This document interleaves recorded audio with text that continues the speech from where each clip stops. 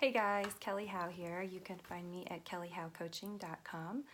Welcome to the video. I'm jumping on today to talk about something that's really important right now, especially since it's the beginning of the year.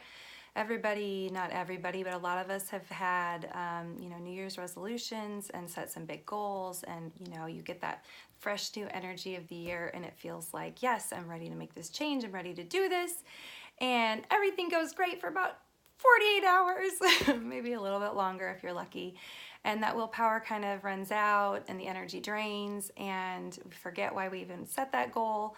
I can speak from experience, especially when I'm trying to, let go of something that I enjoy eating, that I really, really enjoy. It's, there's definitely the part of us that really wants to do it and the part of us that's saying, hell no, it's not gonna happen. So I just wanted to jump on and talk about why it is so hard and can be so hard to make a change. We've all learned recently, research is supporting this over and over again, how powerful the mind is. And the more we believe in something, of course, the more likely it is to happen. So, if you really believe that you can lose weight, on a very, very deep soul level, we're going to have a lot more luck doing that. Now, the problem comes in because the mind, of course, is something that can't be put into a box. It's not a physical thing. It can't be just defined in a nice little box.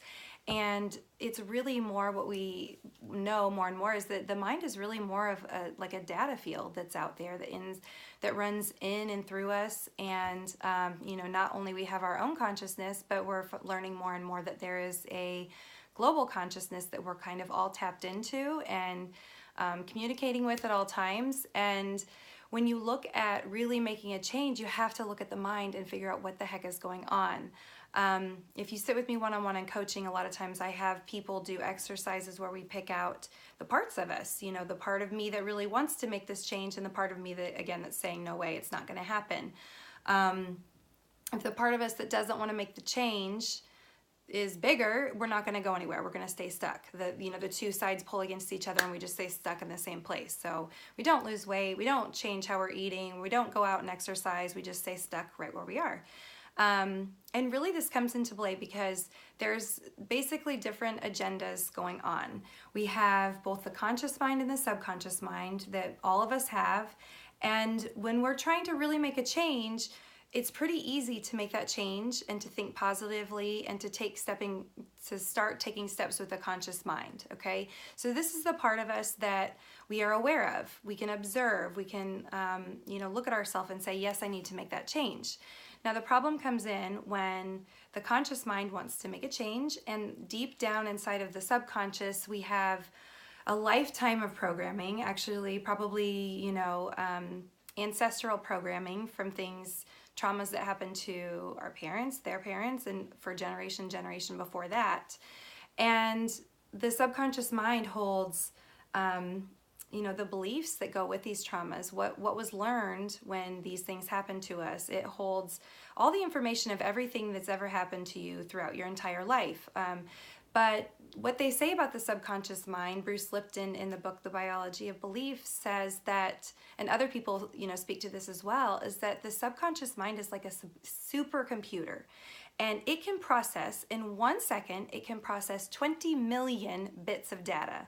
Different things that it's sensing from the environment, okay? So where the conscious mind is only going to be processing about 40 versus 20 million, okay? So the conscious mind says, yes, I want to go this direction. I want to lose weight. I want to stop eating gluten. That's me. That's what I'm trying to do right now.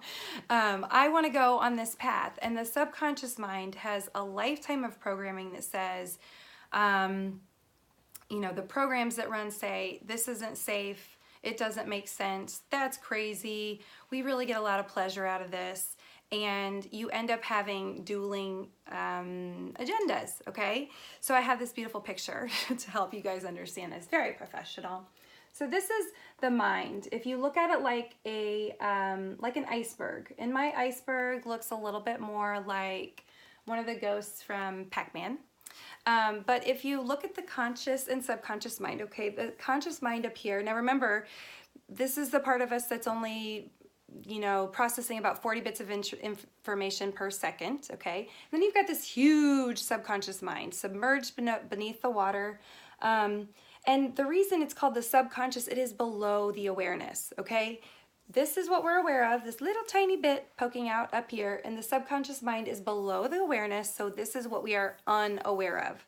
Kind of freaky when you think about it, because our programming is going to be what's below the awareness, unless we can get very, very conscious and find ways to dig deep into the subconscious mind to actually shine light on these programs that have been there since we were really, really young. Okay, now what happens is, where's my pen?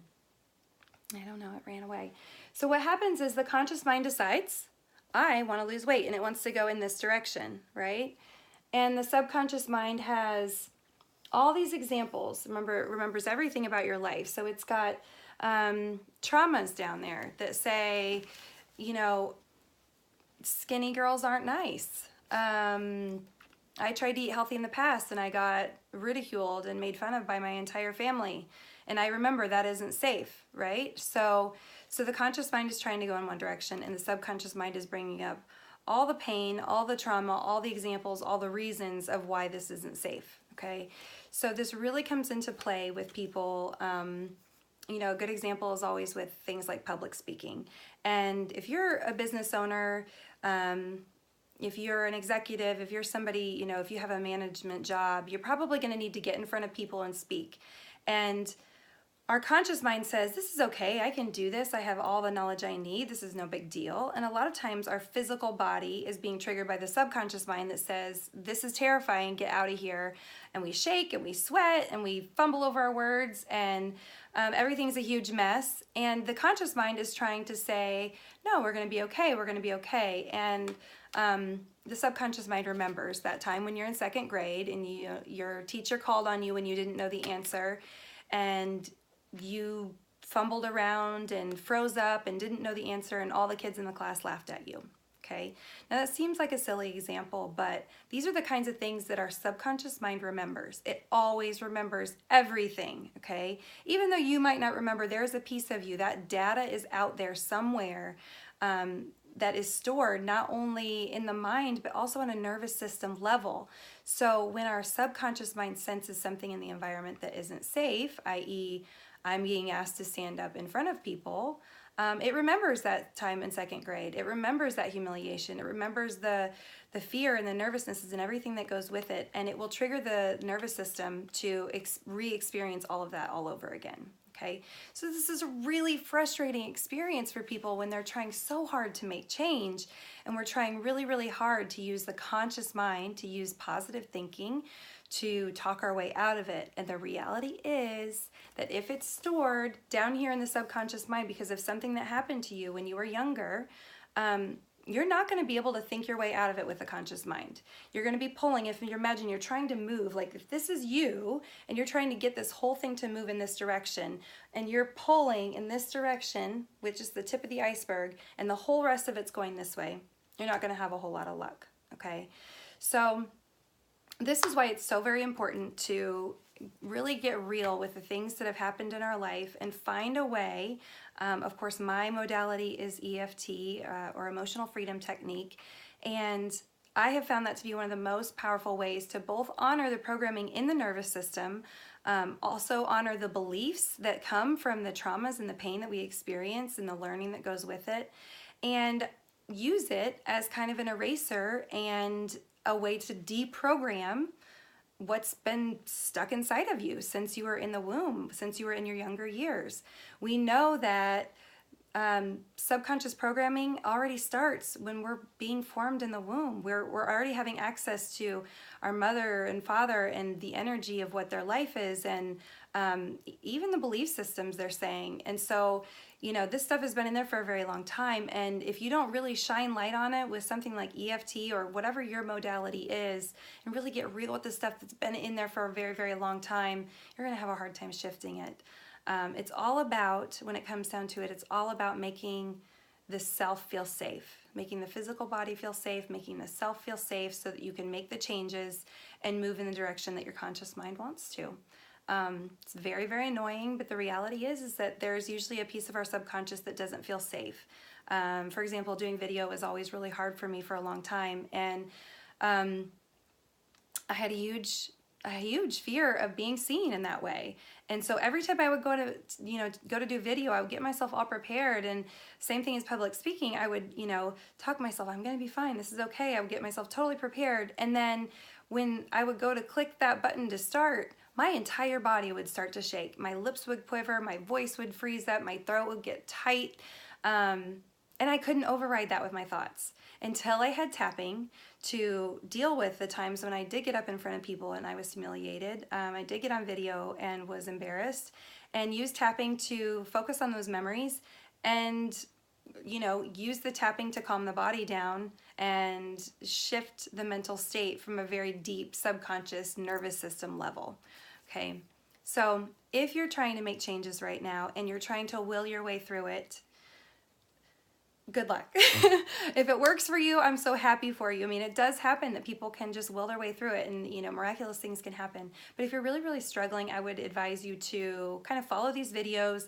I'm going to be giving more and more tips as we go, and use EFT or some sort of somatic release technique to really honor the programming that's stuck in the nervous system, that's stuck in the mind in this very deep subconscious place, okay? Because we do have both the conscious and the subconscious mind, and if the subconscious mind is, millions of times more powerful than the conscious mind, it really is doing us an injustice to ignore it and not get in there and do some work and shift those core beliefs. It's really like foundational work that will change everything. If you have a belief out there in your subconscious that says the world isn't safe, you will see the world through that lens everywhere you look. Every single thing will be colored with that haze of this isn't safe, these people aren't safe, this job isn't safe, my life isn't safe, my kids aren't safe, I'm not safe. So getting in and shifting a belief like that to neutralize it, help the body feel safe, is really going to help you see clearly and then move in a direction that is really what you want now as an adult. Because when we try to change something, we're trying to change it from our adult perspective, from everything we've been through, and it's like these little younger immature versions of us that haven't really processed their pain are out there holding us back and shackling us and trying to rope us back into living the same life and not expanding in these new ways. So I hope that is helpful a little bit, and because of that understanding, you can sort of start to shift that inner critic. And there's a ton of shame that comes with it as we learn how powerful the mind is and how powerful positive thinking is. And things like the law of attraction and these deep transformational shifts that can happen, and we start feeling like we know everything we need to, and we're trying and trying and trying, and we're doing everything right, and things aren't changing. There's an enormous amount of shame and embarrassment and hiding that can happen because of that. And if it's like we start to lose our connection with our core values and beliefs because we're trying so hard to make shifts and change and doing everything we think is right, and it's just not happening. So don't get me wrong, I do believe that positive thinking is enormously helpful. I just think that that's something that we can train ourselves to do throughout the day as a daily practice. And going on a deeper level, go in with something like tapping, EFT, and really get to those memories and get to those core beliefs and those programs in a different way, so that you can work with the mind and the body at the same time and help the whole system feel safe, so that you can move forward and really have those massive transformational shifts like I know and I see happen all the time. Okay, so that's it for now. Good luck to you all. I hope you enjoyed, and I'll see you on the next video.